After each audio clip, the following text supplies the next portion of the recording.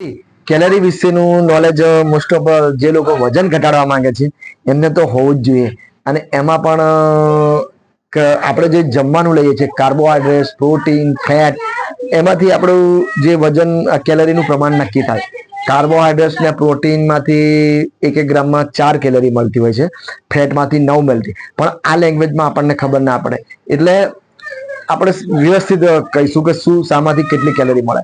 હવે જનરલી દરેક વ્યક્તિને 1500 થી 1700 કેલરીની જરૂર હોય. જે લોકો વધારે કામકાજ કરતા હોય, થોડું હેવી વર્ક કરતા હોય, એમને 2000 ની આસપાસ, 2500 એટલે એની જરૂર હોય, 2500 ની આસપાસ બી જરૂર પડતી હોય. જે લોકો અમુક મહિલા દિવસો હોય, અમુક ધાવણ આપતી હોય, એમને પણ વધારે કેલરીની જરૂર હોય. હવે પણ જે લોકો ઓવરવેટ હોય અને એમને વજન ઘટાડવું જ હોય, તો પછી એમને એક તો પહેલું તો એમને નક્કી કરવું પડે કે 1000 ની આસપાસ કેલરી પર જવું પડે. હવે તો જ એમનું વજન ઘટે.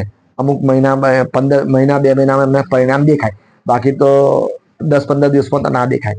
તો આપણે નક્કી કેવી રીતે કરી શકીએ કે આપણે 1000 કેલરી થઈ? થોડું ઘણું હું ટ્રાય કરીશ.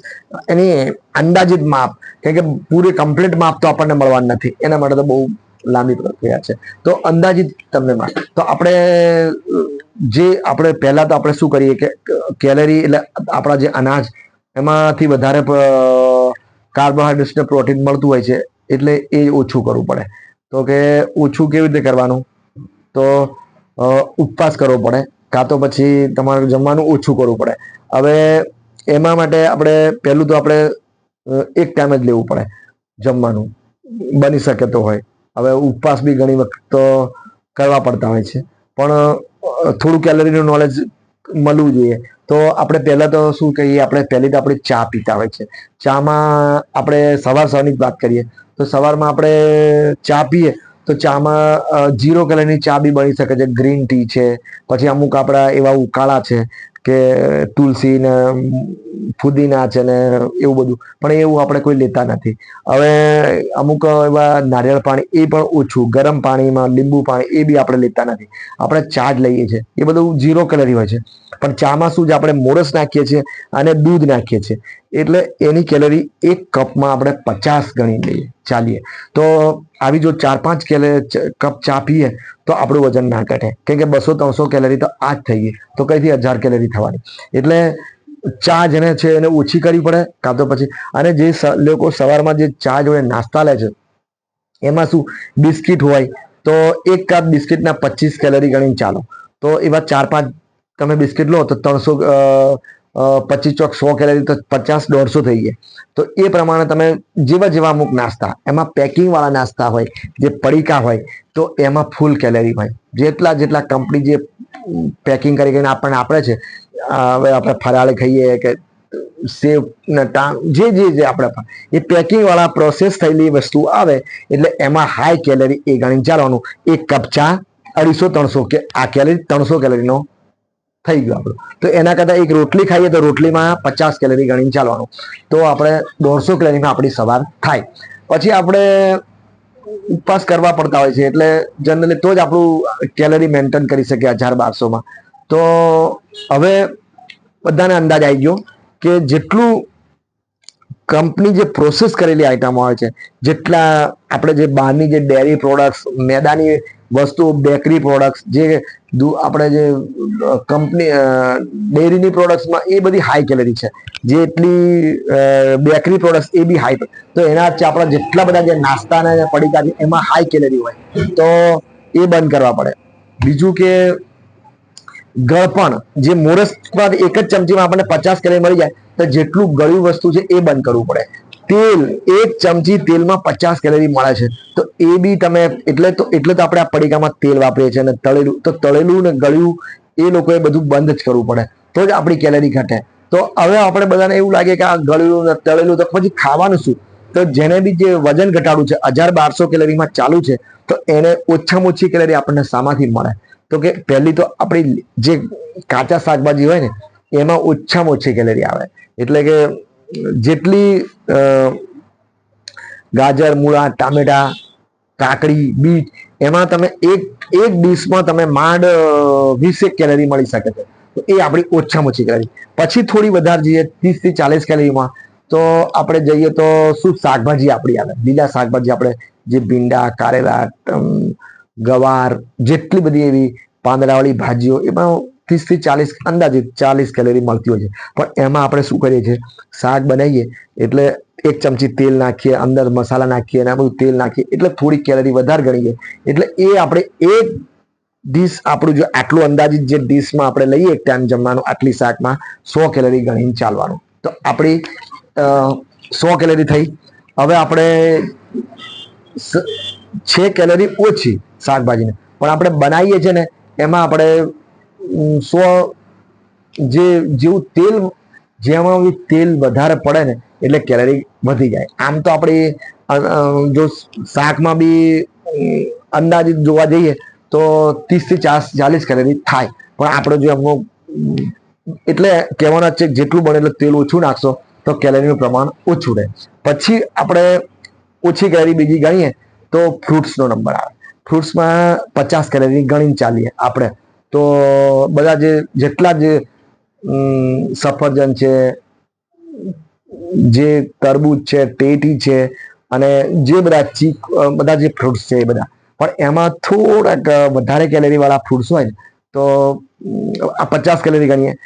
ગળ્યા ફ્રૂટ્સ આવે, જ્યાં મોઢામાં મૂકતા જે ગળપણ આવે, આમે આપણે જેને વજન ઘટાડવું છે એને ગળ્યું છોડવું જ પડે. ગળ્યું છોડવું પડે. જેટલી માવાની વસ્તુ છે, જેટલી ગળપણ વાળી વસ્તુ, જેટલી મીઠાઈઓ છે, એ બધી એક એક પીસમાં 300 કેલરી થઈ જાય. તો આપણે ફ્રૂટ્સની વાત કરીએ છીએ તો એક કેળામાં ને ચીકુમાં ને થોડું ગળ્યું છે, કેરી પાકી, તો એ 70 થી 80 કેલરી ગણી અંદાજિત ચાલો. 100 આટલી 100 ગ્રામ. તો આ રીતે થઈ. પછી આપણો જે નંબર આવે છે ત્યાં થોડી મીડિયમ કેલરી કહેવાય.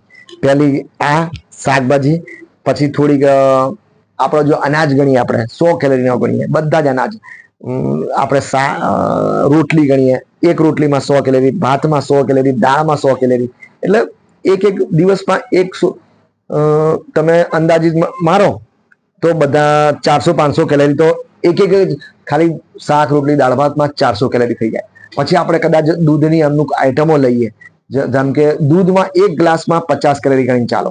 થોડું દહીં એક આટલી વાટકીમાં થોડું 20-30 કેલરી વધારે કરો.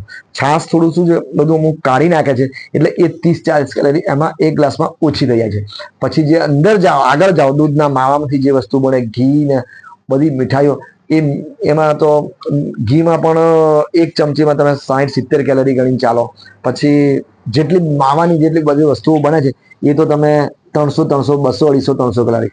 એટલે જેટલી મીઠાઈ અને જેટલી કંપનીની જે ચોકલેટો અને આ બધું તમે આગળ વધતા જાઓ એમાં તમારી નાની નાની વસ્તુમાં તમને 200-300 કેલરી થતી જાય. તો તમારું અંદાજિત જે કહેવાનો અર્થ થઈ ગયો. તો જો તમારે 1000 થી 1200 કેલરીમાં ચાલુ હોય તો કશું છે નહીં, ખાલી અમુક ગળ પણ ઓછું કરવું પડે, મોરસ ઓછી કરવી પડે અને જેટલી આ કંપનીની પ્રોસેસ થયેલી વસ્તુઓ છે એ ઓછી કરવી પડે. જેટલે પડીકા છે એમાં થોડી હાઈ કેલરી હોય.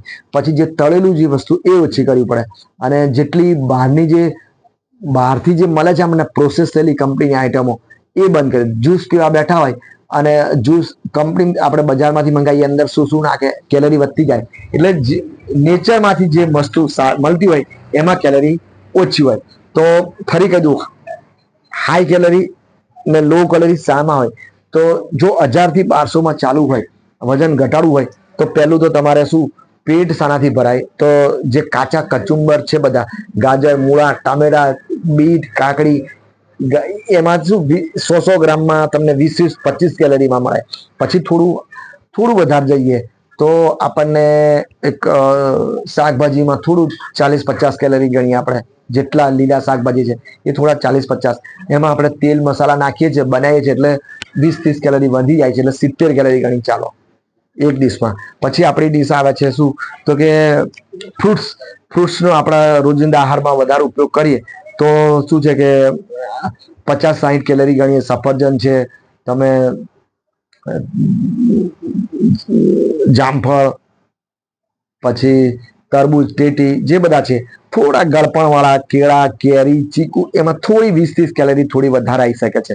એટલે એ વધારે. પછી થોડી હાઈ કેલરીમાં જઈએ પછી જે આપણું જે અંદાજિત આપણું જે ભોજન છે આપણું શાક રોટલી દાળ ભાત જે બી હોય, શાક રોટલી દાળ ભાત એ બધામાં 100 કેલરી એક એક ડીશમાં ગણીએ તો 100 400 500 કેલરીનું આપણું એક નાનું અમથું સિમ્પલ ભોજન બનાવીએ તો બી 500 કેલરી થઈ ગઈ. અને એક ડીશ આપણી કચ્ચું સલાડ લઈએ, કેમ કે આ બધું વજન ઘટાડવા માટે આ ઓછું જ કરવું પડે. 500 કેલરી, આ 600 700 કેલરી. અને ફ્રૂટ્સમાં એક 50 કેલરી કરીએ તો 700 800માં આપણે ચાલી શકીએ છીએ. પછી બીજું આપણે થોડું આ દિવસ દરમિયાન અમુક 200 300 કેલરી તો અમથી જ થઈ જાય. ચા 2-3 પીધી, કઈ નાસ્તો કરી દો, એક રોટલી ખાધી તો 200 300 કેલરી થાય, એટલે 1000 કેલરી આ રીતે તમારી થઈ જાય. હાઈ કેલરી જે વસ્તુ આપણાથી ખરેખર લેવાય જ નહીં, જેને વજન ઘટાડવું છે તો શું ના લેવાય, તો કે જેટલી તળેલી વસ્તુ, કેમ કે તેલમાં એક ચમચીમાં 50 કેલરી આવે છે, તો જેટલું તમે તળેલી વસ્તુ લો, સમોસા ભજીયા કચોરી, 300 કેલરી અંદાજિત. પછી જે પ્રોસેસ થયેલી આઈટમો જે કંપની બનાવીને આપે છે, પડીકાઓ જેટલા પેકિંગ કરીને આવે એ બધા 200 થી 250 કેલરીમાં, એમાં ટ્રાન્સ ફેટ આવે, એટલે એ બધું ખબર ના પડે આપણે. તો એને અંદાજિત માની લેવાનું કે એક એક પડીકું આપણું 200-300 નું થાય. પછી જેટલી મેદાની આઈટમો, જે મેદાની જે બહાર બેકરી પ્રોડક્ટ્સ એ બી હાઈ કેલરી, બિસ્કિટ છે, પાઉં છે, આ છે, બધા હાઈ કેલરી. એના કરતા એક રોટલી 100 કેલરીમાં આપણને સારું પડે. પછી જે ખરેખર લેવાય જ નહીં તો મીઠાઈ, દૂધના માવામાંથી જે બને છે એ, પેંડા છે, જે તો તમારા જે ગળપણ વાળી જે કોપરા પાક છે ને એ બધી 300 કેલરી પડે. તળેલી વસ્તુ બી ના લેવાય, આ બધા મીઠાઈ બી ના લેવાય, અને પછી બી ના લેવાય જે પ્રોડક્ટ્સ જે કંપની બહારથી બનાવીને આપે છે એ બી ના લેવાય. અને બીજું છે કે જે ના જ લેવાય તો કદાચ ડ્રાય ફ્રૂટ્સમાં બી શું છે કે જેમાંથી તેલ બને છે, આમ ઘણી વખત ઉપવાસ લોકો કરતા હોય છે, મફળી ખાય છે, મફળીમાંથી તેલ બને. તેલ શું છે, એક જાતની ફેટ છે, એમાં કેલરી વધારે હોય, એટલે તમે મફળીને એ બધું ઓછું જ કરવું પડે. ગળ્યું જેમાંથી તેલ બને છે એ, તેલીબિયા, તેલ ઓછું કરવું પડે, મોરસ ઓછી કરવી પડે. અને જે શું કહેવાય છે, કંપની પ્રોડક્ટ્સ જે બધી કંપની બહાર પડી આપે છે એ, બેકરી પ્રોડક્ટ્સ, ડેરીમાં શું માંસમાંથી જે પ્રાણીઓમાંથી જે વસ્તુ બને છે ને એમાં બી ફેટ આવે. ફેટ એટલે ચરબી આવે, એટલે એમાં બી કેલરી જો 1 ગ્રામમાં 9 કેલરી મળતી હોય છે તો એમાં બી ફેટ્સ વધી જાય. પછી જે આ કંપનીને જે પ્રોડક્ટ્સ છે ને બધી, એમાં શું છે, કંપની અમુક જાતે ટકાવી રાખવા માટે, એને લાંબો સમય સુધી ખેંચવા માટે અમુક ફેટ્સ એ ફેટ બનાવે છે. એટલે કે એ ફેટ બધા કરતા ખતરનાક હોય છે. અને એ ફેટને ટકાવી રાખવા માટે જે ફેટ બને છે ને, એટલે એ પડીકું નાનું અમથું આપણે લઈએ ને તો બી બહુ વધારે પડતી કેલરી થઈ જાય છે, તો એ બી છોડવું પડે તો સારું. ત્યારે જેટલું, અને હા, અને આપણે જે દૂધમાં એક ગ્લાસમાં 50 કેલરી, પછી થોડી તમે દહીં ને છાશમાં, દહીંમાં થોડી 20 કેલરી થઈ જાય, વધી જાય 70 કેલરી, અને છાશમાં થોડી ઓછી થઈ જાય છે. આટલે સુધી ચાલે. પણ પછી જે ઘી ને જે મીઠાઈઓ ને જે બધું આગળની જે ડેરી પ્રોડક્ટ્સ બને છે એ તો તમારે વજન ઘટાડવું હોય તો ના જ લેવાય, કેમ કે 1200 થી 1000 ની કેલરી તમે મેન્ટેન જ ના કરી શકો. એક સિમ્પલ એક નાની ડીશ બનાવવામાં આપણી 600 700 કેલરી થઈ જાય, તો પછી તો આગળનું બધી આઈટમો ના લેવાય. હવે ડ્રાય ફ્રૂટ્સમાં બી જે કાજુ બદામ ને એમાં બી તેલ જ હોય છે એક જાતનું, એમાં બી ફેટ મળી જાય છે, સારું એવું મળે છે, એટલે એમાં બી કેલરી વધી જાય છે. એટલે જેને બી વજન ઘટાડવું છે એને તો આ ડ્રાય ફ્રૂટ્સ, કાજુ બદામ ને પિસ્તા ને એ અખરોટ એ બધું જે ઓછું કરવું પડે. તો જેટલું નોલેજ મારા પાસે હતું કેલરીનું, અને જો તમારે તમે જે લોકો એવું કહે છે કે હું કેલરી બાળીને વજન ઘટાડું, એ બહુ અઘરું છે. કેમ કે તમે ધારો કે 1 કલાક અડધો કલાક તમે ચાલીને કસરત કરો તો તમે 100 કેલરી બાળી શકો, બહુ. અને બહુ સારી એવી કસરત કરો, રનિંગ કરીને કરો તો તમે 150 કેલરી, અને બહુ મહેનતી કસરત કરો તો તમે 200 કેલરી બાળી શકો, ખર્ચ કરી શકો. તો તમે કેટલી બાળી શકો, બહુ. પણ અને એક જો કસરત કરીને એક જ કચોરી ખાઈ લીધી તો 200 કેલરી આવી ગઈ તમારા શરીરમાં, તો કઈ રીતે થાય? એટલે કેલરી વિશેનું નોલેજ ના હોય ને તો વજન ઘટાડવું બહુ અઘરું છે. તો થોડું મેં મારા અંદાજિત બધી કેલરીઓ કીધી, જે કમ્પ્લીટ કેલરી નથી કીધી, પણ થોડું ઘણું કેલરીમાં જેને વજન ઘટાડવામાં મદદરૂપ થાય એ રીતનું ટ્રાય કર્યું છે. જેને વજન ઘટાડવું છે એને અનાજમાં જો માંડ કેલરી 100 થઈ જતી હોય તો અનાજ બી ઓછું કરવું પડે.